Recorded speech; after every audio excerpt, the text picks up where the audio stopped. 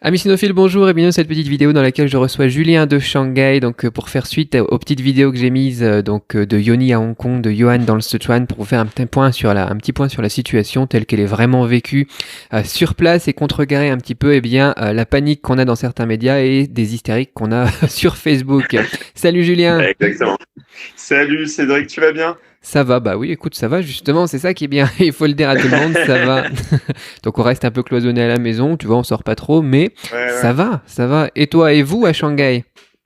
Bah écoute, ouais, tout va bien. Après, effectivement, c'est que, enfin, on a accès à tout. On peut aller à la pharmacie. Les stocks ne sont pas dévalisés au supermarché. J'ai C'est bon à d'ailleurs savoir. pu acheter mes patates et mes carottes aujourd'hui.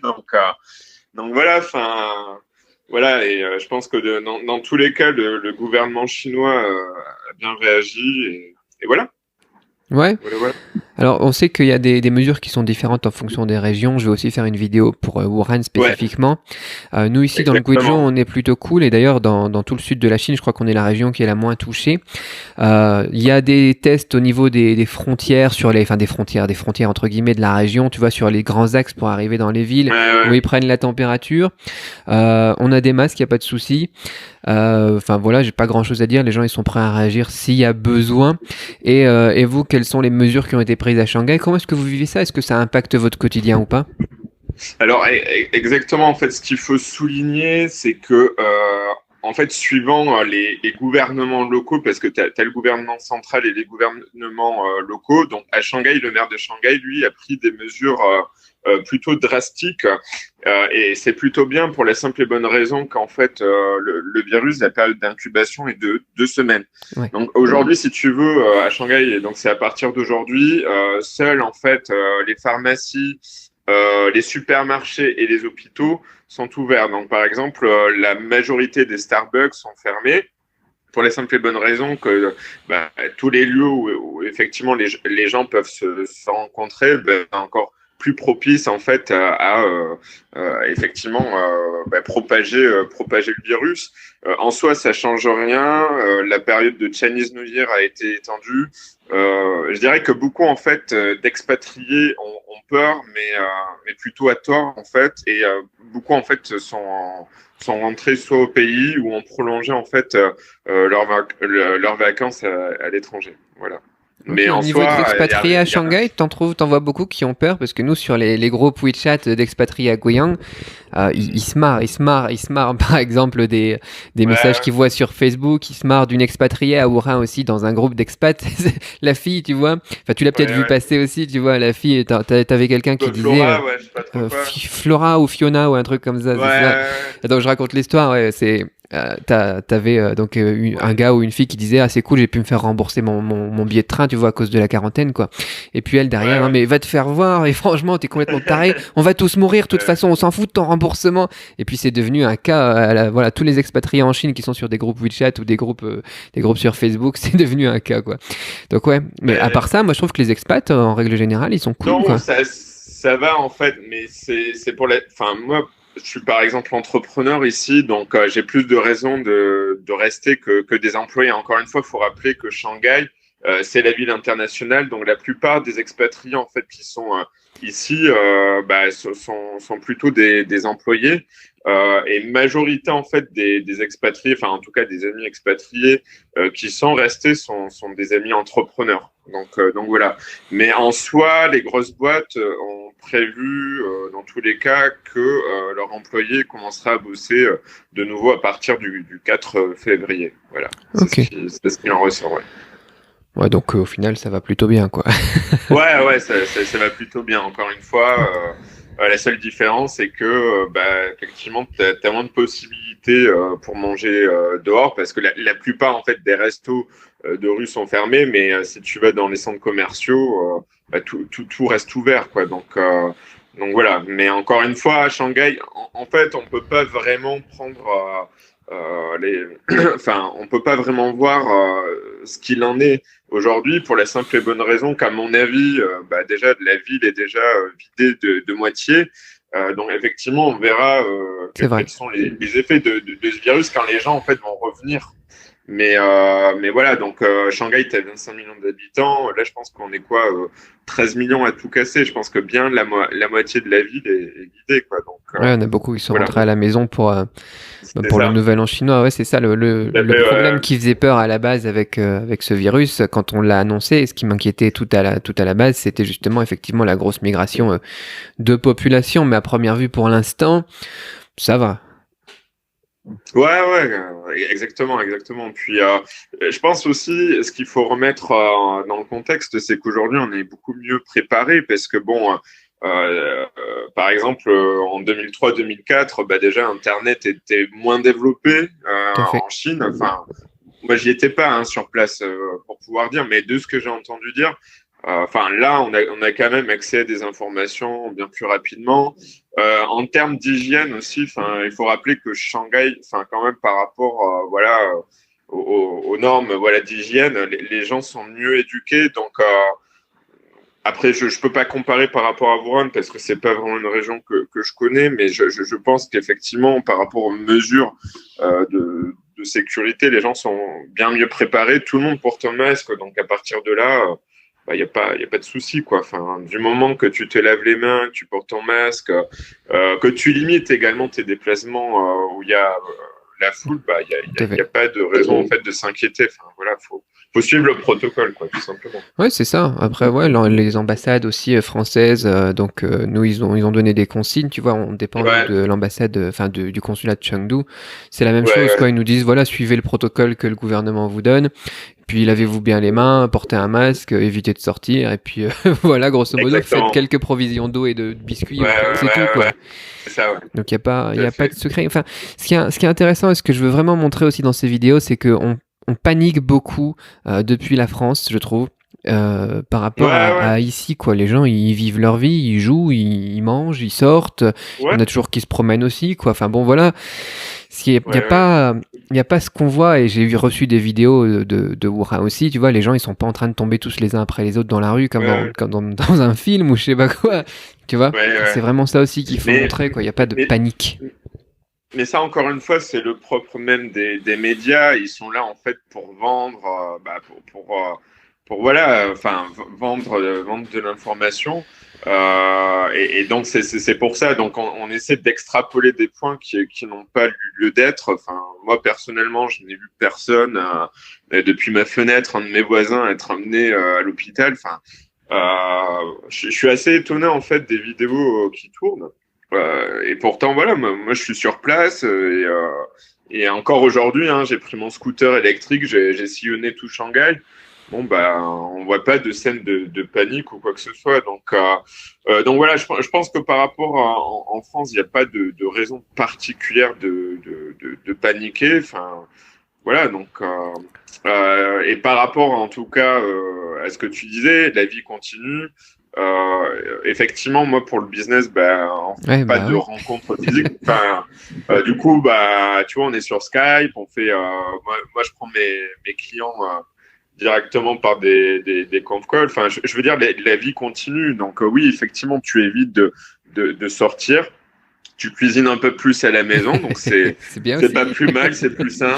Surtout après les repas de Noël, tu vois, où tu as pris 5 kilos, donc c'est bien, tu vois. Enfin, il y a du positif et je pense aussi c'est une période aussi propice pour se réorganiser ses objectifs, etc. Ouais, bah Donc déjà voilà, à la enfin, base, faut le pas nouvel an avoir. chinois, c'est un peu mort, donc c'est bien aussi Ouais, voilà, de c'est prendre ça. le temps de se poser et de profiter des vacances.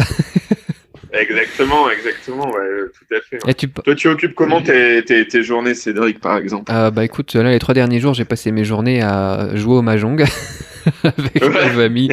d'accord, Voilà, c'est tout quoi.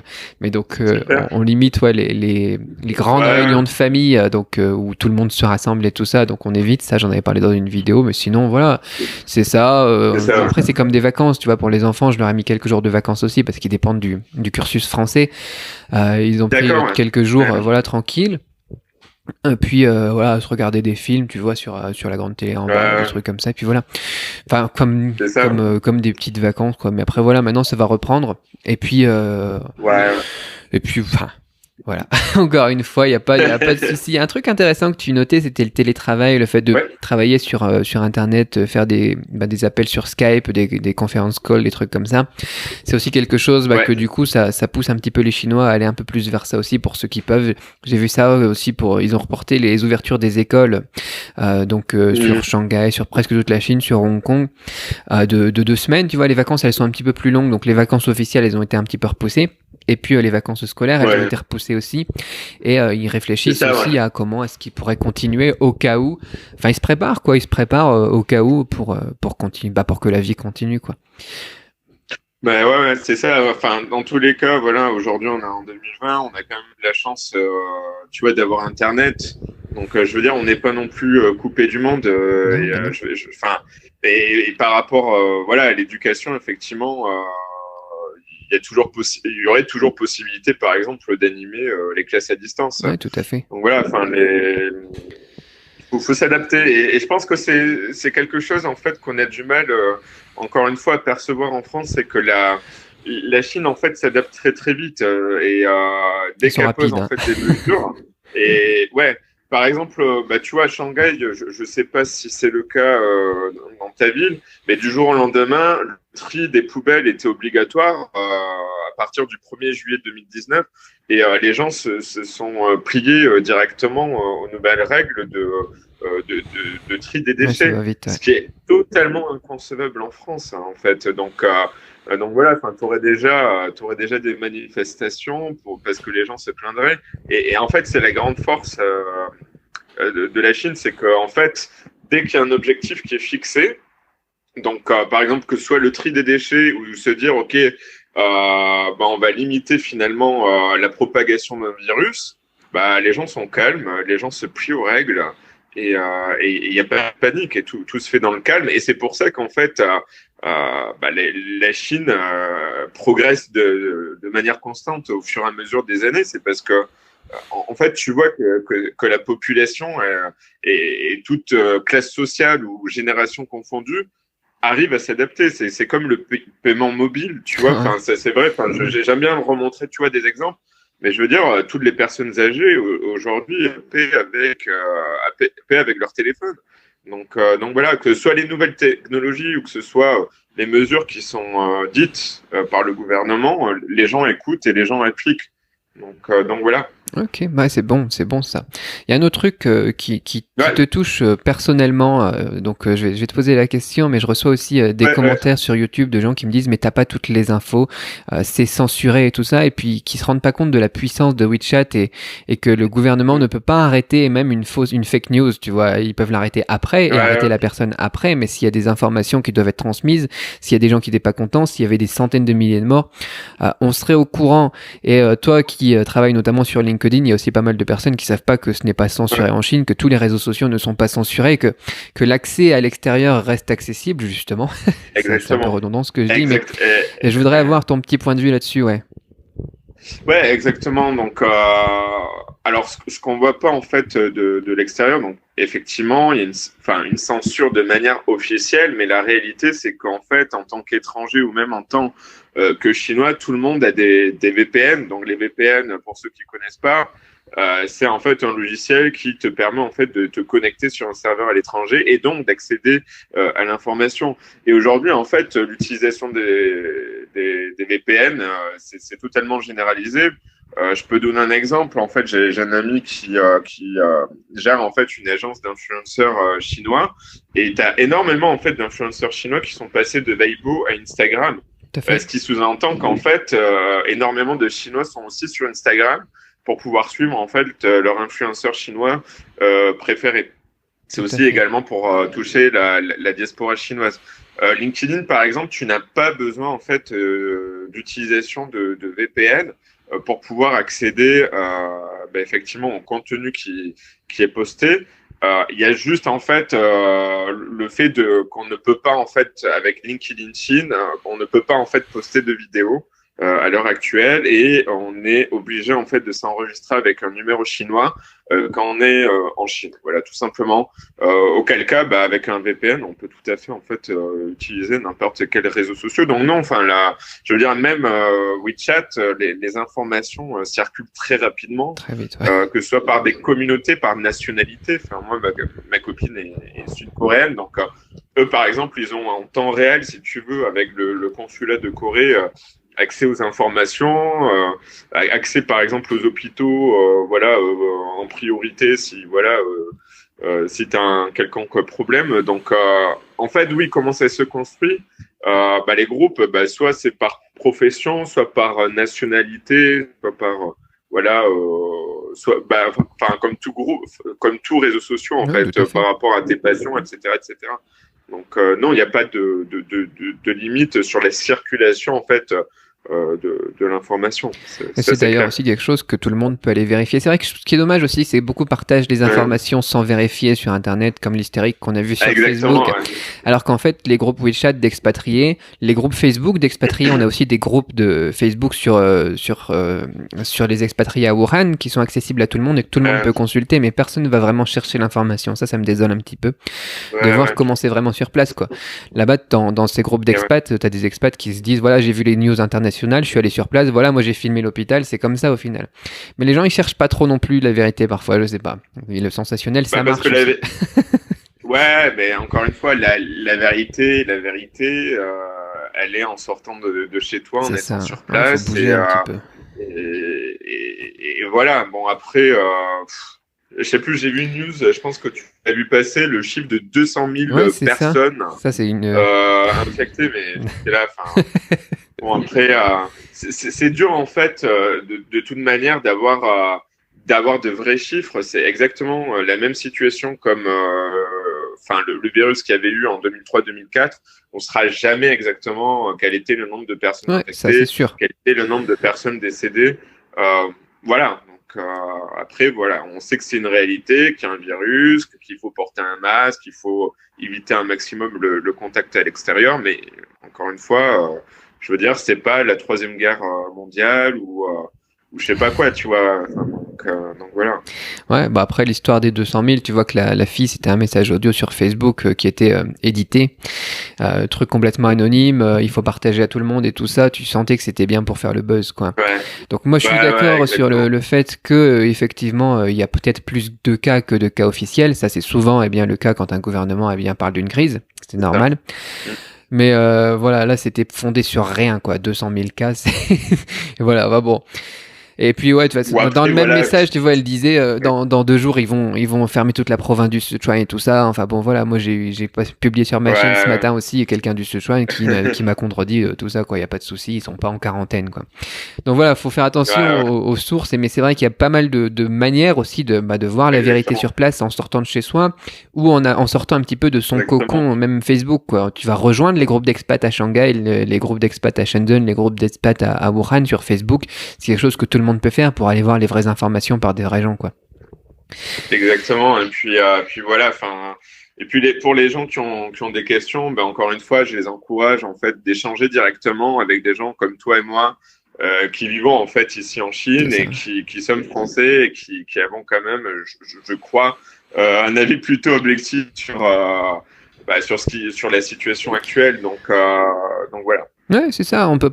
Je peux pas dire que je suis au courant de tout. Je suis pas un docteur non plus. Tu vois, je travaille pas dans l'hôpital, mais on peut au moins C'est montrer ça. notre point de vue, comment est-ce que c'est vécu sur place par rapport à ce qu'on voit dans les médias. Tu vois, dans les médias, j'ai vu Ouais. aussi un truc qui disait, voilà, les Français de Wuhan s'impatientent, ils veulent tous être sortis par avion par le gouvernement français.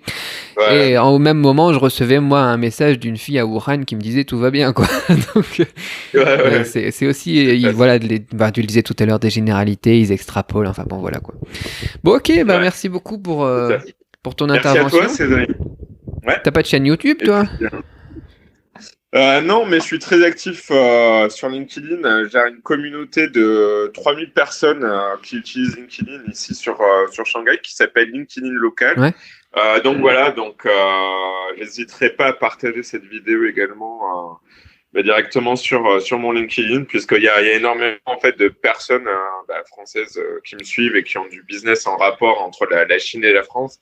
Et je pense que ce travail de sensibilisation et de dire en tout cas notre vérité, même si c'est pas la vérité, je pense que c'est important. Donc merci encore à toi de créer ce contenu, parce que je pense qu'il est important effectivement de rappeler en fait ce que nous on vit sur place et pas ce que dit des médias comme BFM TV, etc., etc. Ça marche. Ouais. Je mettrai le lien aussi de ta communauté dans la description de la vidéo.